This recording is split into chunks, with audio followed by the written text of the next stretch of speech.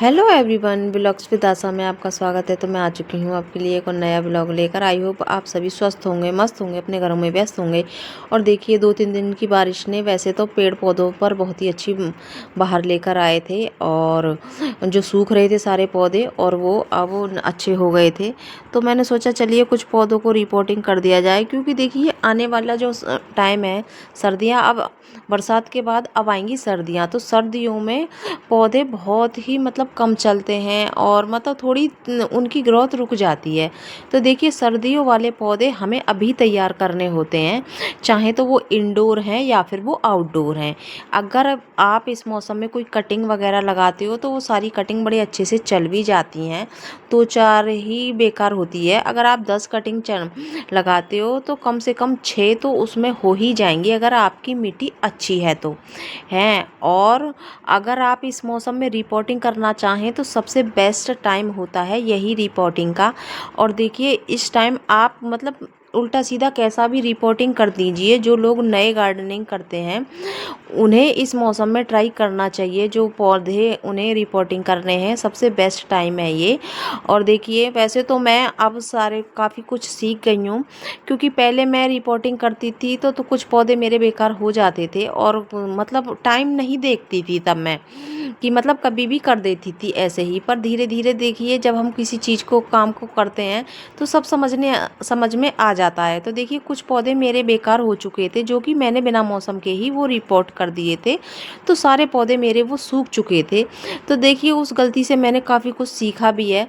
तो अब उस गलती से देखिए, गलती करना एक गलत बात नहीं है। मान लीजिए आपसे कभी हो भी जाए तो उससे सीखना चाहिए हमें, क्योंकि देखिए गलतियों से ही इंसान सीखता है। और कहते हैं ना, जितनी अकल बादाम खाने से नहीं आती, जितनी अकल हमें गलतियों से और ठोकर खाने से आती है।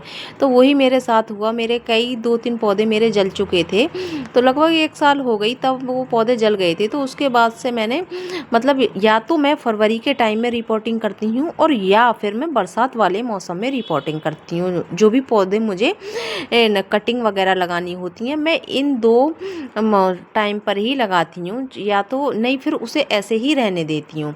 जैसा वो चल रहा होता है उसे ऐसे ही चलने देती हूँ।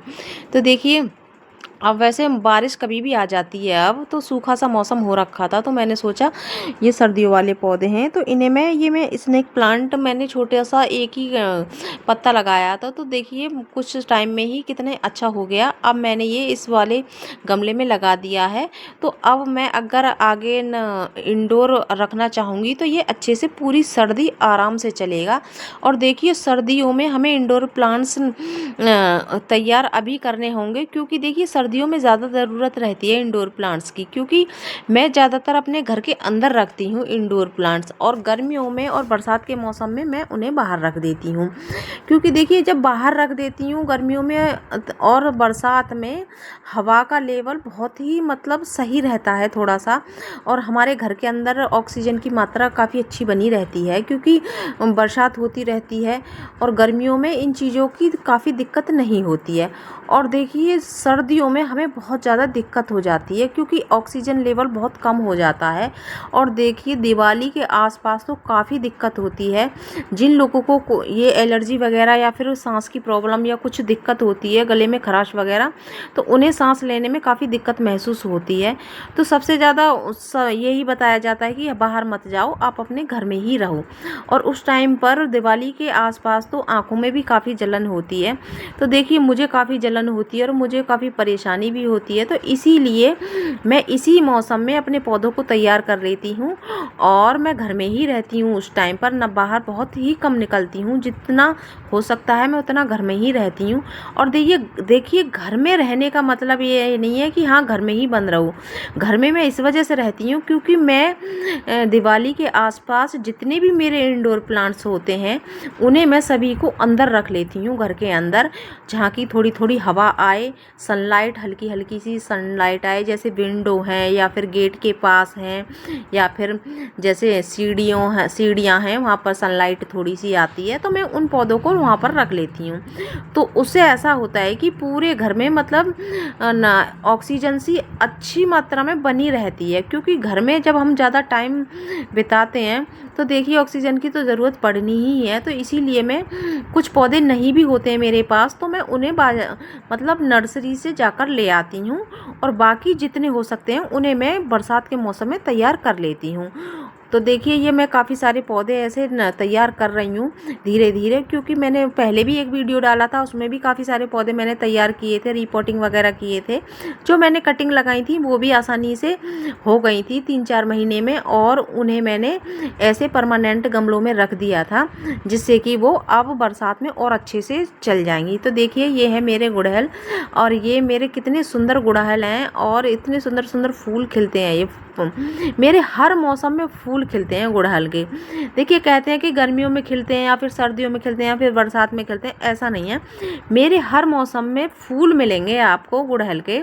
और चाहे तो देखिए ये 12 मासी है या फिर कैसा भी है, तो ये हर मौसम में खिलते हैं। तो देखिए उसी के बाद थोड़ी देर बाद आ चुकी थी बारिश, वैसे बादल सा हो रखा था, अब काफ़ी तेज़ बारिश आ रही थी। तो और मुझे देखिए भीगने का काफ़ी शौक़ है बारिश में, बारिश मुझे बहुत ही ज़्यादा पसंद है। चाहे भले ही मैं बीमार पड़ जाऊँ पर मुझे भीगना होता है ज़रूर ही। चाहे मैं नहा लेती हूँ तब भी अगर बारिश आ गई है तो मैं कुछ ना कुछ पौधों से लगी रहती हूँ और भीग जाती हूँ।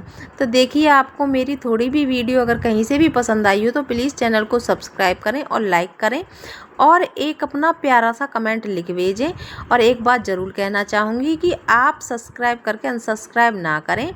और देखिए आगे मिलते हैं अगले ब्लॉग में, और आपके लिए लेकर आऊँगी एक और ब्लॉग, जो कि मैं पूरी कोशिश करती हूँ अपने वीडियो में जो सच्चाई है मैं वह दिखाती हूँ, और बनावटी कुछ नहीं करती। तो चलिए मिलते हैं अगले ब्लॉग में।